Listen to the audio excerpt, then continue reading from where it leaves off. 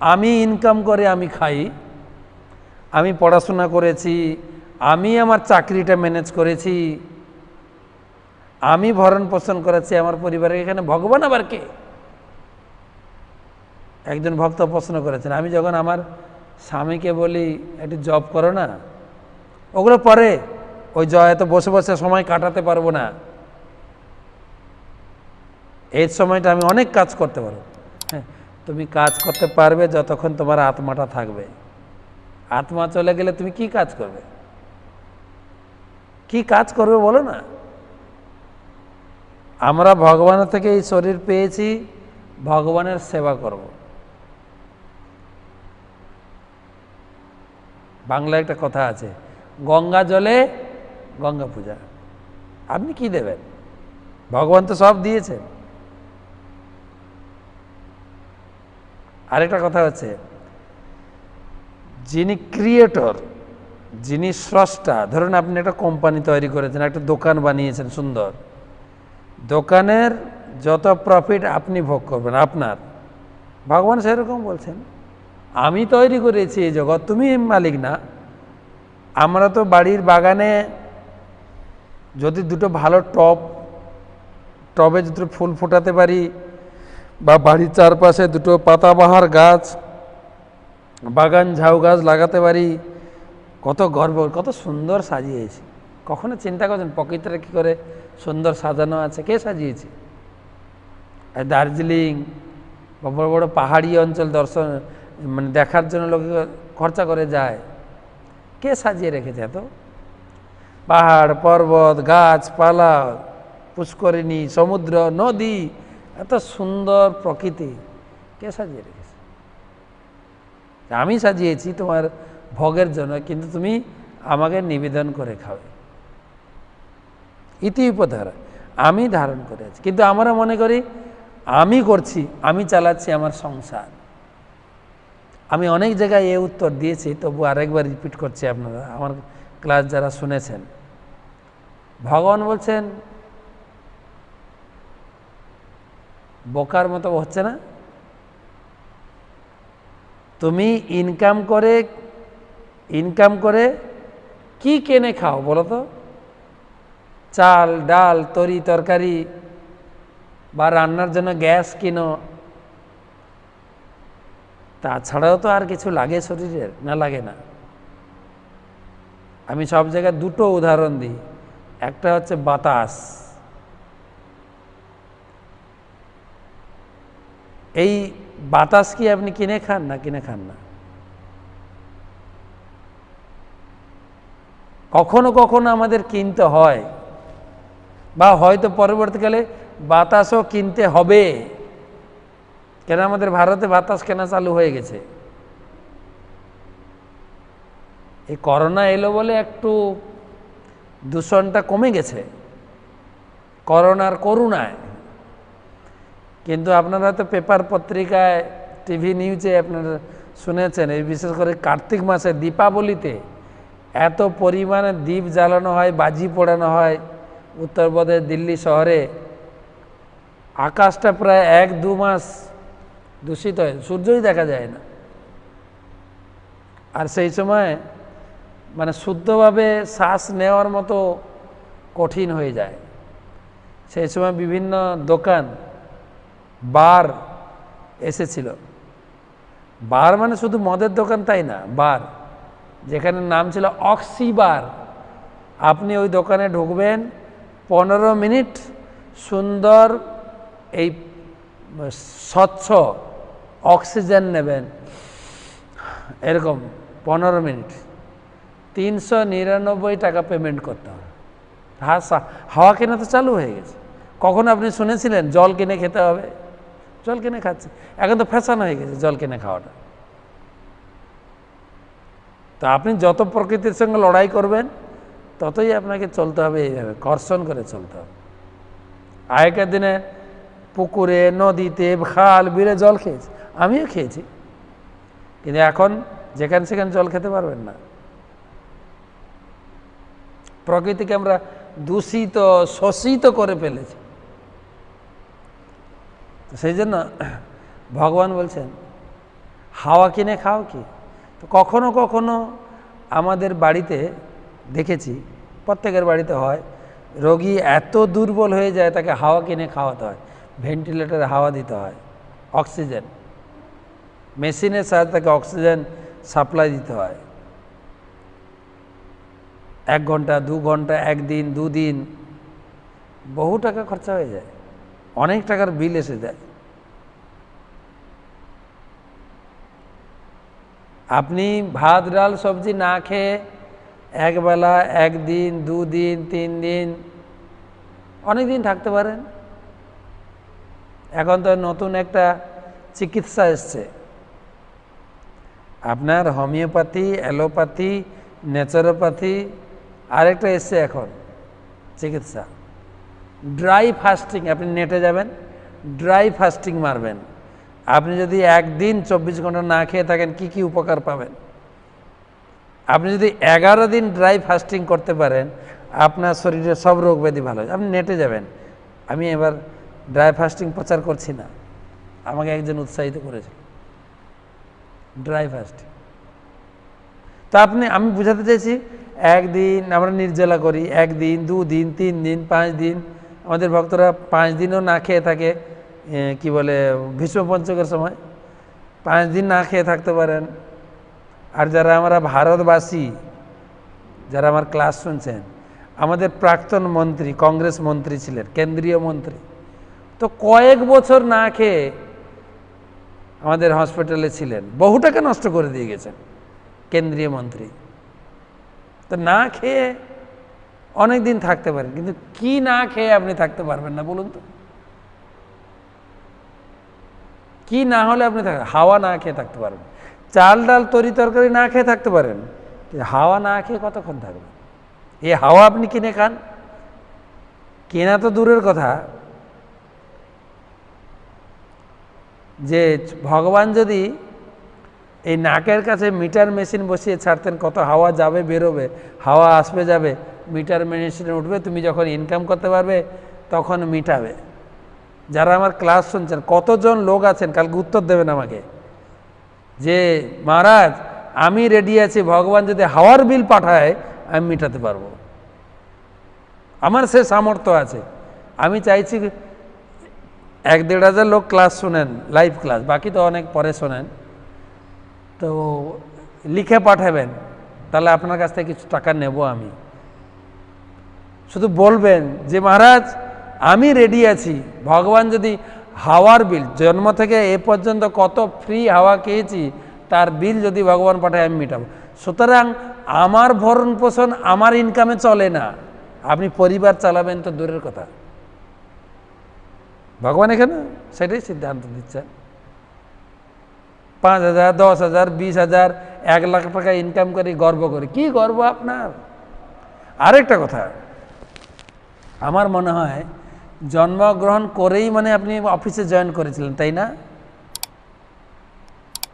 না জন্মগ্রহণ করে আপনি নাঙ্গল ধরেছিলেন, চাষ করেছিলেন মাঠে? না জন্মগ্রহণ করে প্রথম দিন ব্যবসায় গিয়েছিলেন? বলুন, 25-30 বছর কে খাইয়েছিল? আমরা যখন জন্মগ্রহণ করি, বাবা মারও কিছু জিনিস আমরা খাই না, কমসে কম 6 মাস 7 মাস তো ভগবানের দেওয়া, সেই ভগবানের দান, মাতৃস্তন, অমৃত দুগ্ধ পান করে আমরা বড় হয়েছি, যেটা এখানে কোনো ফ্যাক্টরিতেও তৈরি হয় না। ফ্যাক্টরিতে এখন ভেজাল, কিন্তু মায়ের দুধ একদম স্বচ্ছ।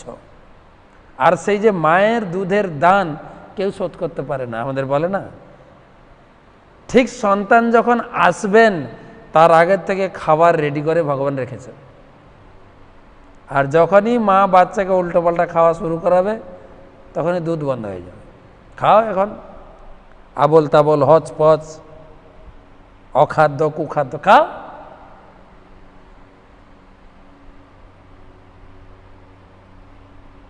এত পরিষ্কার পরিচ্ছন্ন আমাদের স্কুল কলেজে শেখানো হয়, পরিষ্কার থাকো, পরিচ্ছন্ন থাকো, কিন্তু আমরা খাওয়ার অভ্যাসটা কেন পরিষ্কার করি না? কি খাই? ছি, আমাদের পশ্চিমবঙ্গবাসী ভাগাড়ের জিনিস খেলো কয়েকদিন আগে, এতটাই অপরিষ্কার আমরা। আর আমাদের কোম্পানিগুলো, কোথাও আর্টিফিশিয়াল দুধ তৈরি হচ্ছে, কোথাও আর্টিফিশিয়াল চাল তৈরি হচ্ছে, কি অবস্থা! মনুষ্যত্ববোধ এটা, মানুষের সেবা ভাব। তো এখানে বলছেন আমি সমস্ত জীবকে ধারণ করি। ভগবান বলছেন আমি গিরি গোবর্ধন ধারণ করেছিলাম, জানো? ভগবান গিরি গোবর্ধন ধারণ করেছিলেন, বা এখনকার ভাষা আপনারা বলবেন লকডাউন। ভগবান লকডাউন করেছিলেন কয়দিন? 7 দিন, কেউ বেরোতে পারবে না। কিন্তু ওনার লকডাউনটা একটু আলাদা ছিল, সবাই একসঙ্গে থাকো, ফুর্তি করো। এত চারিদিকে দুর্যোগ, এত দুর্যোগ, ভগবান বলে আসো সবাই, আমি তোমাদেরকে রক্ষা করব। কেন ভগবান কথা দিয়েছেন, সর্বধর্মান পরিত্যাজ মামেকম শরণং ব্রজ। সব ধর্ম কর্ম বাদ দিয়ে শুধু আমার পূজা করো, আমার কাছে আসো, আমি তোমাদের রক্ষা করো। তুমি বলতে পারো যে আমি এতদিন কালী পূজা করছি, আমার পাপ হবে না? বলে আমি ঠেকাবো, তোমার অসুবিধা কোথায়? বাবাকে শেখালেন। আপনার গিরি গোবর্ধনের কাহিনী শুনেছেন, এর আগের ক্লাসগুলোতে আমি বলেছি দেবদেবী পূজা সম্পর্কে। ভগবান জগতে এসেছিলেন ধর্ম প্রতিষ্ঠা করার জন্য। ভগবানের 3টে কাজ জগতে আসার: পরিত্রাণায় সাধুনাম 4th অধ্যায় 8 নম্বর শ্লোক, বিনাশায়স্য দুষ্কৃতাম ধর্ম সংস্থাপন। 3টে কাজের জন্য ভগবান আসেন। তো ধর্ম সংস্থাপন মানে, ধর্ম মানে হচ্ছে ভগবানকে পূজা করা, ভগবান। তো ভগবান জগতে এটা প্রতিষ্ঠা করার জন্য আসেন। যখন মানুষ ধর্ম ভুলে যায়, ধর্মকে নিয়ে কলুষিত করে, তখন ভগবান আসে। তো ভগবান এসছেন, ভগবানের বয়স 6 বছর 7 বছর। সেই সময় বাড়িতে দেখছেন বিশাল একটা উৎসবের আয়োজন হচ্ছে। ভগবান তো জানেন। ভগবান বলছেন, বাবাকে ধরেছেন, বাবা কিসের আয়োজন? বলছে ইন্দ্র পূজা হবে। বলছে ইন্দ্র পূজা কিসের জন্য? কিসের জন্য? ইন্দ্র কিসের জন্য? মানে উনি দেবতা, উনি বাড়ি বর্ষণ করেন বলে আমাদের বিজনেস বাড়ে। আমাদের তো বৈশ্য জাতি, আমাদের যে গো চাষ আর ধান চাষ,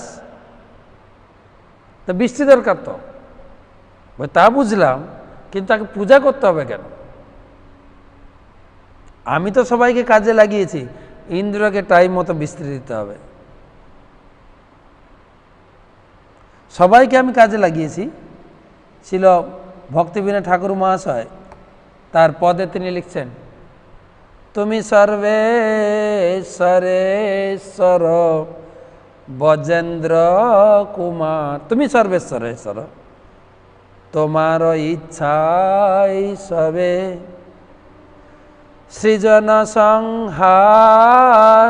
তোমার ইচ্ছায় বিশ্বের সৃজন আর সংহার, সৃষ্টি হয়, সংহার হয়। তব ইচ্ছা মতে ব্রহ্মা করে না সৃজন। তোমার ইচ্ছায় ব্রহ্মা সৃষ্টি করেন।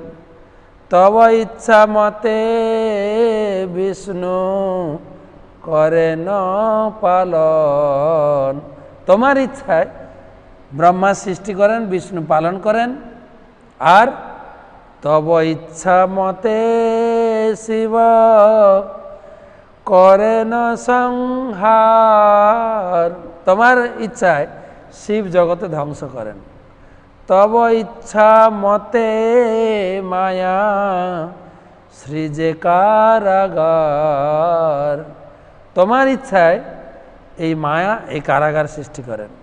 আর তব ইচ্ছা মতে জীবের জন্ম মরণ।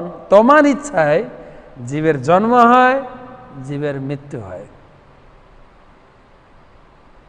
ভগবান লিখে দিয়েছেন জীবের জন্ম মৃত্যু।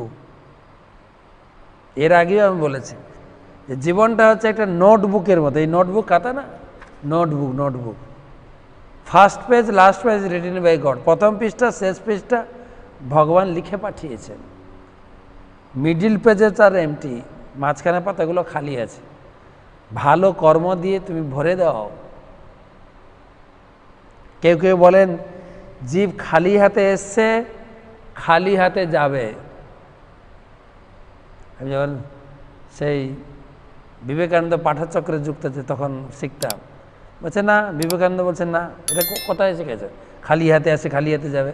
না, তুমি কর্ম নিয়ে এসছো, খালি হাতে আসনি তো। পূর্বজন্মের কর্ম অনুযায়ী তোমার জন্ম হয়েছে। কি নিয়ে এসছো? কর্ম নিয়ে এসছো, আর কর্ম নিয়েই যাবে, খালি হাতে যাবে না কেউ। আমার ঘর বাড়ি টাকা সম্পত্তি ব্যাংক ব্যালেন্স কিছুই যাবে না, যাবে কর্ম। ভালো কর্ম, খারাপ কর্ম, যা করেছি আমি কর্ম। তাই জীবের জন্ম মৃত্যুটাও ভগবানের হাতে। সমৃদ্ধি নিপাত দুঃখ সুখ সংঘটন, আমার সংসারের উন্নতি, সংসারের নিপাত সব ভগবানের হাতে। মিছে মায়া বদ্ধ জীব আশা পাশে ফিরে, জীব চেষ্টা করছে আমি এত করব, এ করব, ওই করব, তব ইচ্ছা বিনা কিছু করিতে না পা। এই গান আপনি নামহট্ট বই বা ভক্তিগীতিতে পাবেন, যে অনেক কিছু করার আমরা চেষ্টা করি, কিন্তু ভগবানের ইচ্ছা না হলে কি হবে। আমি চিন্তা করছি, কোলে ছেলে শিশুকে নিয়ে মা স্তন পান করতে ছেলের মুখ দেখে কত পরিকল্পনা। তোমাকে আমি ডিপিএসে পড়াবো, ইংরেজি মিডিয়ামে পড়াবো, তুমি ইংরেজি বলবে, সাহেবের মতো বড় হবে, ব্যাঙ্গালোরে যাবে, ডিগ্রি করবে, আমেরিকা যাবে, বড় চাকরি করবে, ঘর সংসার করবে, অনেক পরিকল্পনা। আর দেখা গেল ছেলে ব্যাঙ্গালোরে পড়তে গিয়ে গেল 2 হাত 4 হাত নিয়ে হাজির ঘরে, আর আপনার মনের মতো বউ আসছে না, হয়তো কি করা যাবে? তবে ইচ্ছা মতো।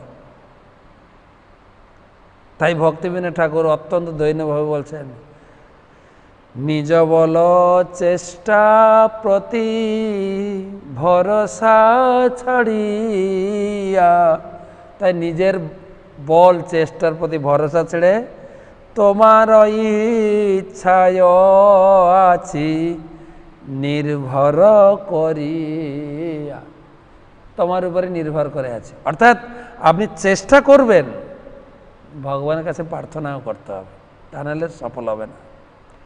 তুমি তো রক্ষক আর পালক আমার, তুমি আমার রক্ষক, তুমি আমার পালক। তোমার চরণ বিনা আশা নাহি আর, তোমার চরণ ছাড়া আমার ভরসা নেই। তাই ভগবান বলছেন যে আমি সবাইকে কাজে লাগিয়েছি, শিবকে, ব্রহ্মাকে, ইন্দ্রকে, সূর্যকে। ঠিক সকালবেলা উঠবে, সন্ধ্যার সময় অস্ত যাবে। এমন নয় যে আমাদের লকডাউন, সূর্যেরও লকডাউন চলছে। সূর্য তুমি উঠতে পারবে না, না, সূর্যের উপরে আপনার হাতিয়ার নেই, তো ও তো কন্ট্রোল করছেন ভগবান।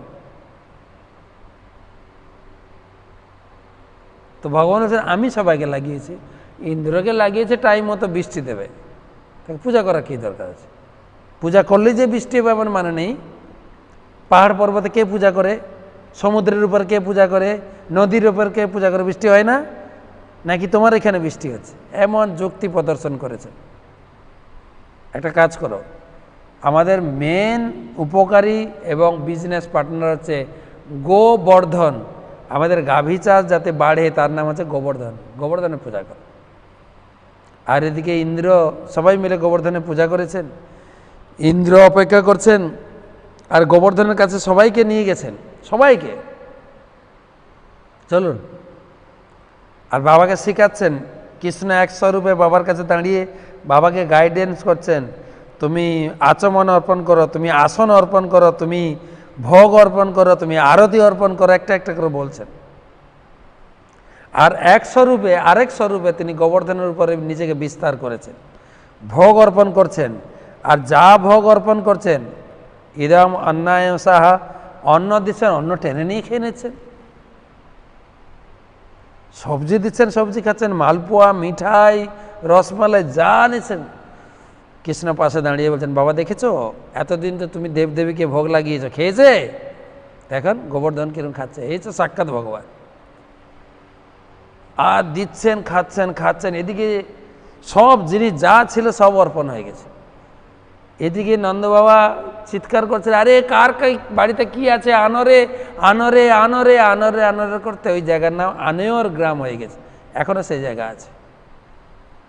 লাস্টে না যেতে কৃষ্ণ বলে, একটা কাজ করো, এক গ্লাস জলে তুলসী পাতা দিয়ে দাও। ভগবানের গোবর্ধনের আহার সমাপ্ত হয়ে যায়। এবারে মুখ ধোয়ার জন্য জল দিয়েছেন, তাই না? হস্ত মুখ পক্সালিয়া যত সখা গণে, আমার ভোগার্তিকায় হাত মুখ ধোয়ার জল দিতে হয়। এবারে ইদম আচমনিয়ম জল দিয়েছেন, আর জল নিয়েছেন, মুখে জল নিয়েছেন, জল নেওয়ার পর কুলকুচ করে না করে ফেলেছেন, বর্ষার মতো হয়ে গেছে। বলে দেখলেন, পূজার সাথে সাথে বৃষ্টি, আর যেই জল ফেলেছে তখনই আর কচি কচি ঘাস গজাতে শুরু করেছে। বাবা দেখো, তুরন্ত কাজ।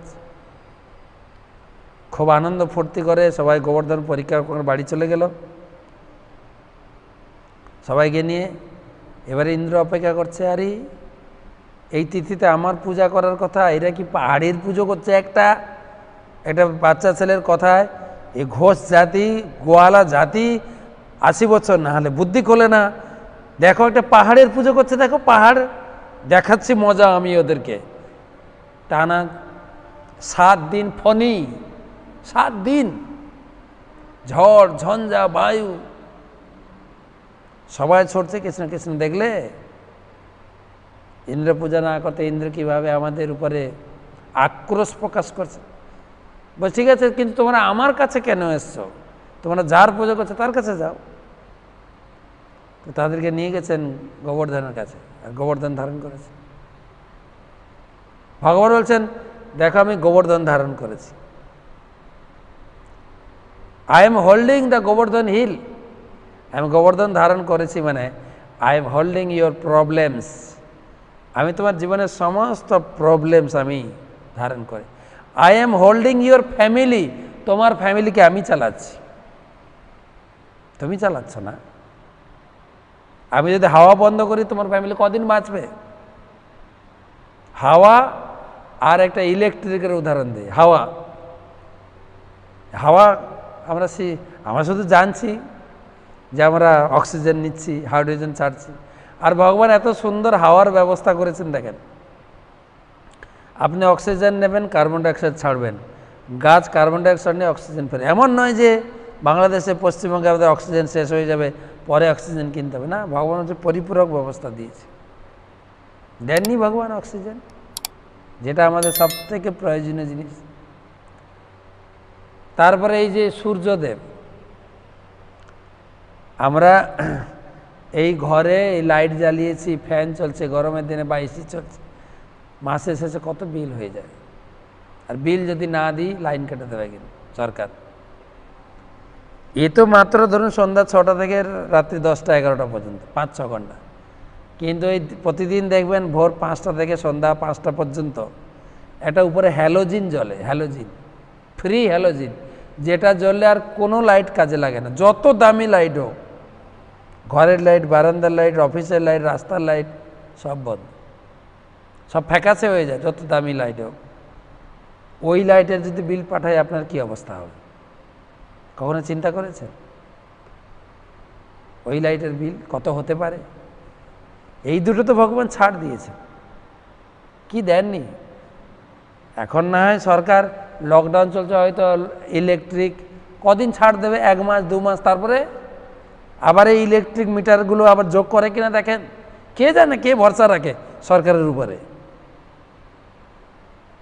ও কোত্থেকে দেবে সরকার? সরকার কি টাকা বানায় না কোত্থেকে দেবে?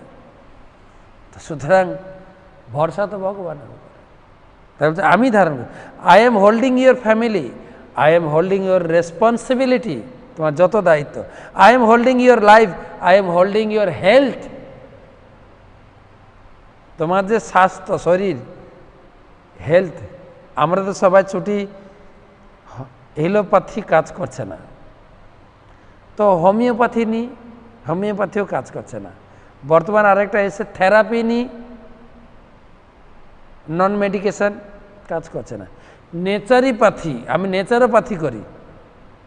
এই হোমিওপ্যাথি, এলোপ্যাথি, নেচারোপ্যাথি, কোনো প্যাথি যখন না কাজ করে তখন তিরুপতি কৃষ্ণের চরণে যেতে হবে আপনাকে। কৃষ্ণ ছাড়া গতি নেই।